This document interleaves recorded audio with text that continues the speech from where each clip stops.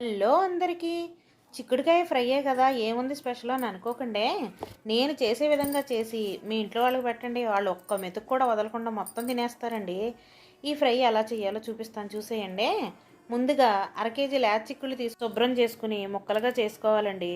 పురుగులు ఉంటాయి అండి, చూసుకోండి.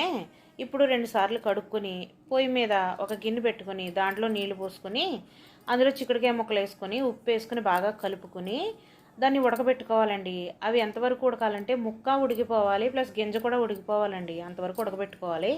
ఇప్పుడు వాటర్ అంతా తీసేసి స్ట్రెయిన్ చేసేసుకోవాలండి. దీన్ని పక్కన పెట్టుకొని కడాయి పెట్టుకొని దాంట్లో 2 స్పూన్లు వేరుశనగ గుళ్ళు, ఫస్ట్ వేరుశనగ గుళ్ళు వేపుకోవాలండి.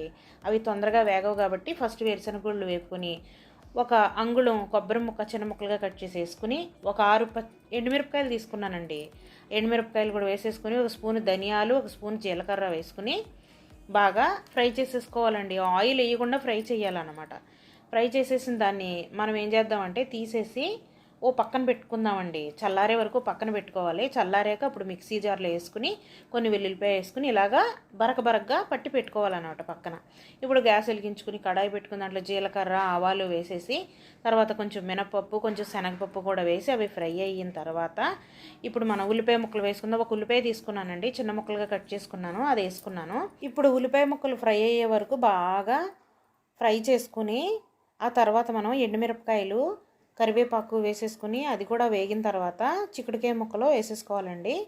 ఆ తర్వాత కొంచెం ఉప్పు కొంచెం పసుపు కావలసినంత కారం వేసేసుకుని బాగా ఫ్రై చేసుకొని మూత పెట్టేసుకోవాలండి. మగ్గబెట్టుకోవాలి కాసేపు. చిక్కుడుకాయ ముక్క నూనెలో మగ్గి బాగా వేగిన తర్వాత అండి ఈ పొడి చేసి పెట్టుకున్నాం కదా, ఆ పొడిని వేసేద్దాం. అదేనండి వేరుశెనగ గుళ్ళు అన్నీ కలిపిన కారం అనమాట అది. దాన్ని వేసేసి బాగా కలుపుకోవాలండి. మళ్ళీ మూత పెట్టుకుని కాసేపు మగ్గించుకొని ఇప్పుడు మగ్గిపోయినట్టేనండి. దీన్ని ఇక సర్వ్ చేసేసుకోవచ్చండి. ఇదే విధంగా మనం మిగిలిన ఏ కూరగాయలన్నా వేసుకుని ఇదే విధంగా పొడి కొట్టుకొని ఫ్రై చేసుకోవచ్చండి. మీరు తప్పకుండా ట్రై చేయండి. నచ్చితే లైక్ చేయండి, షేర్ చేయండి, సబ్స్క్రైబ్ చేయండి. Thank you for watching.